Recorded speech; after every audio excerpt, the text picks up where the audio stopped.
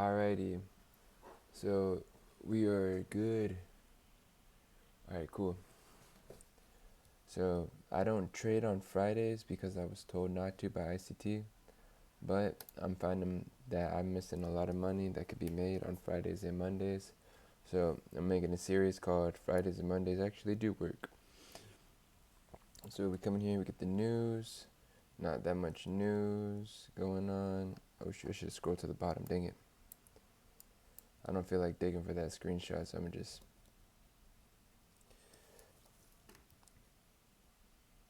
fill all my storage up and just take another screenshot. Command tab, switch back over to my notes. Boom. Alright, so yesterday I would have traded, but I was trying to quit smoking weed Thursday night, so I ended up smoking everything that I had, so I wouldn't have any. The next day I ended up messing up my sleep. I didn't go to, and I also tried to go to sleep 15 minutes earlier. Took my melatonin at 10:15 and not 10:30. So I just fucked up my whole sleep. But if I would have actually have got right sleep, I would have caught this move on Friday. But instead, I woke up Friday morning at 3 o'clock, and I just started smoking like a little bit of weed and tobacco, and I just ended up going back to sleep. But if I would have came correct, which I think I gotta smoke weed at nighttime to go to sleep. I mean, that's just what it is right now. I could run up a lot if I get correct sleep schedule. So that's where we're at right now. But if I was to trade on Friday yesterday, it's the same thing I do every day. Same thing I look for. My trading, my analysis is on point. My psychology is just getting better. So boom, I use the blue lines for my market structure shift. That's what the MMS means. MSS. Boom. So we know that since we closed under this low, we were already making lower lows and lower highs. We were already bearish. But just for your double confirmation bearish, we closed right here when this one opened. So when this candle closed, this one opened.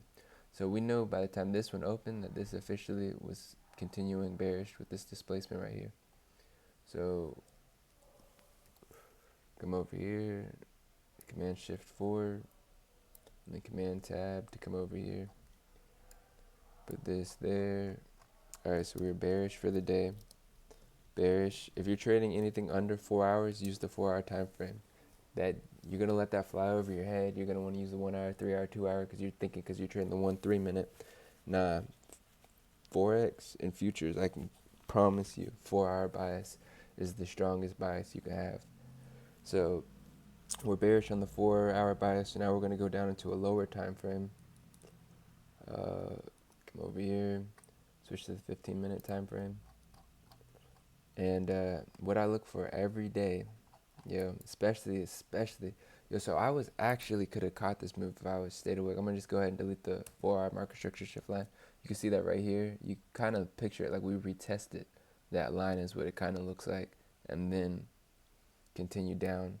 Honestly, could have just sold off of that line and then but that's not how I know, but that might be how I operate here soon. Anywho.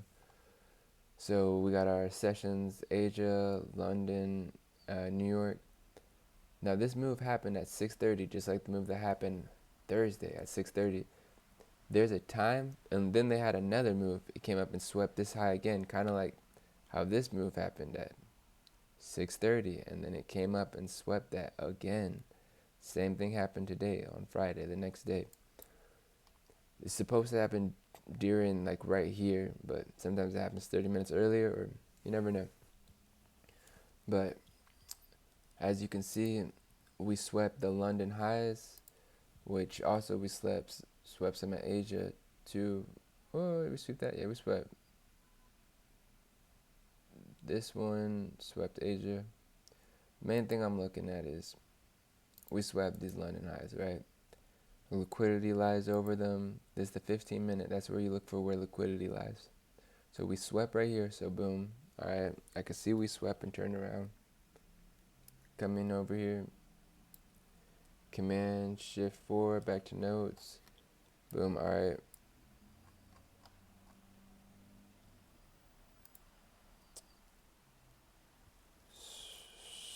wet.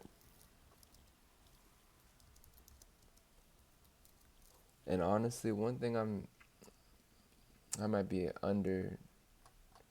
I mean, if I really wanted to just go ahead and lay down stuff that's going down. I mean, we're in OT of this range right here. Also, we could use this range if we wanted to. Use this range, we could use this range. It doesn't matter. We're in OT of it. We're in OT, and on top of that, there's this fair value gap right here. And that's where it was rejecting off of, or there was an imbalance of orders right there.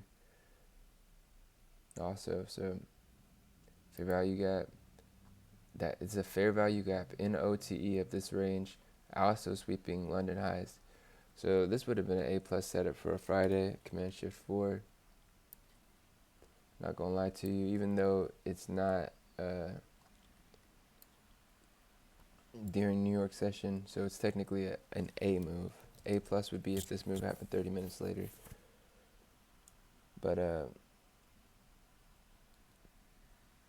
tab, trading, go back over here. Delete the OTE, you could see the fair value gap a little bit cleaner. Now we're going to go into that fair value gap, the sweep of this highs right here. Just going to look for a microstructure shift, that's it. 3 time frames, boom, you could use the 1 minute. So what I like to use, gold I think works really well with the 1 minute. This move, you could see the microstructure shift in the 2 minute. But I think there's a lot of moves that only show the cards on the 1 minute. So we know we got to close right here with low key market structure shift. Now this black candle didn't close, but a smidge under that, barely. We'll see. The close was 4617.14, and then the open on this was 4617.4. So technically until this one opened, but if you go to a 2 minute and you look at that, you can see on a 2 minute, it's a market structure shift, clear as day. No question, see? So that's a lot more clear of a market structure shift, a little bit more displacement. It's not like right on the hair. So let's say we're using the 2 minute. All right, boom, let's go back to the 1 minute. Now let's just look for an imbalance in equilibrium. Excuse me.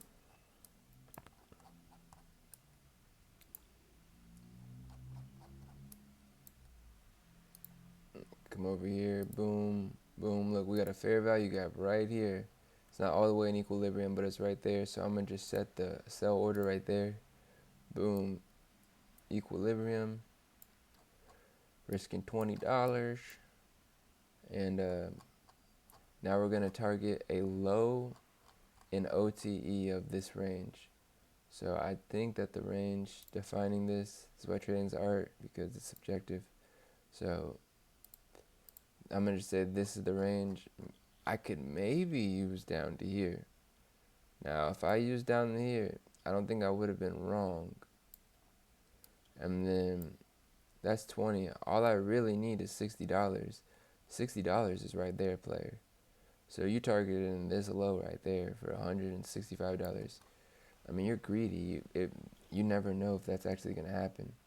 So let's just utilize this shorter range right here, because that's the range I think. I think that honestly, I wouldn't want to call this the range, because it came up here, consolidated, swept some liquidity, came up here, swept liquidity, and then it came back down here, swept this liquidity. So when it swept this liquidity from here to have enough liquidity to run all of these highs back up here, that makes me think that's the start of a new range.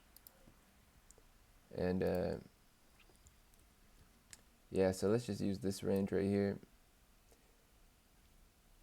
So I don't want to use too little of a range sometimes, but this is enough range to boom. That's way over 3-to-1. So all we need is it right here is this 60. We can also use the Justin Werlin projections. This is also like this, JW, OTE, boom. If you want to see the, this is the exact things for your Fibonacci retracement tool. And then I don't have this reverse thing on. I don't have that on. So that, if you want to get this, But I don't have the levels shown right here. I guess for a tutorial, I'd want a levels shown just so y'all can see the levels right here. Now it's going to come to this -2, this -2.5. That's where you'd want to aim, and that is under equilibrium. So I could have held this for like $77. That's over a 3 to 1 right there. It's also this low right there. So I probably would have held it till there. Let's come over here, Command Tab, Command Shift 4 for that, Command Tab, come over here. Alright, and come over here. We see our entry is at equilibrium in the imbalance after the market structure shift at a higher time frame resistance level. We're risking $20. We want to get a 3 to 1, but to make it equilibrium in that -2 in particular, we could have got a 77 divided by 20, which is 3.85, which is a 3.85 to 1. That's on a Friday. Pretty good for a Friday, don't you think?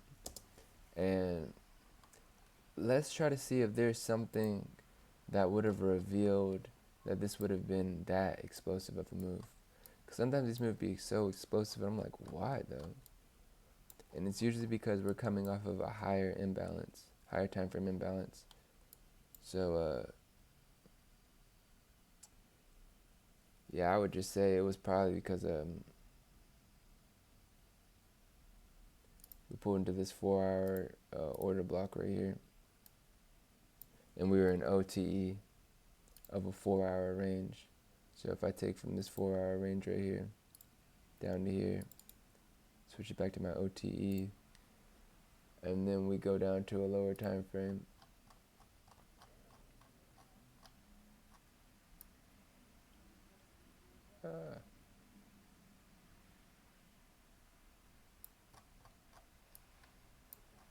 Alright, were we in OTE of that range? Yes, we sure were. And that's why it's a 4-hour range with the order block. That's why there was so much liquidity resting in there. So we could have caught them up down all the way. Could have caught that to Asia. 242. What I would have done is I trade one contract right now, but if I would have traded two, I would have took one off right here. I would have moved my stop loss to like right here or like right here, and then I would have just let that one go. I either would have came back up and it would have stopped me out, and I would have just got out where I got my other contract out, or that motherfucker would have just ran down here. So technically, if I left one contract running, I could have made that, and then it came all the way back up here. Now you see this huge move. Now we know we swept the highs. Do we see a market structure shift up here? I'm not gonna lie to you, right here, this would have tricked me. And you know this would have tricked me because, oh no, it wouldn't have tricked me. There's this market structure shift. There's a fair value gap, but it's really not in equilibrium. It's barely in there. But what I would have needed to have seen was this candle right here sweep up just to right there.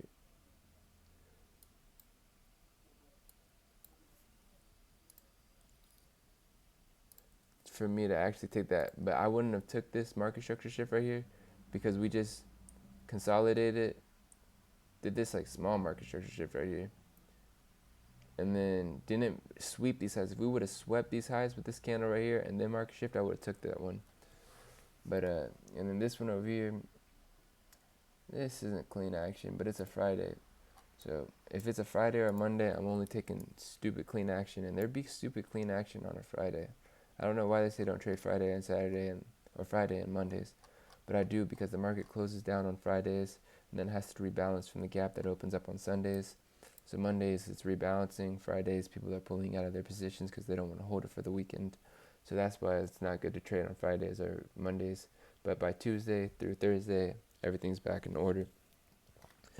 But yeah, that's how I would have traded this if I didn't wake up at 3 o'clock in the morning and smoke and go back to sleep. I would have caught that 6:46, and my alarm clock was set to 6:45.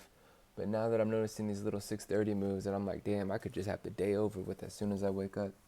I'm like, all right, let me start waking up at 6:30 so I can make sure I don't miss any moves that come out like 20 minutes before New York session. But now I'm trying to edge it back to let me wake up at like 6 o'clock. You wake up at 6 o'clock, you're straight. Hop straight into the cold shower, or hop straight on the yoga mat and then straight into the cold shower. But it's snowing like crazy outside.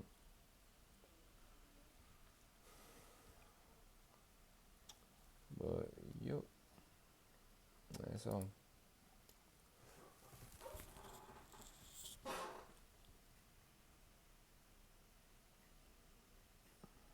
Buckets.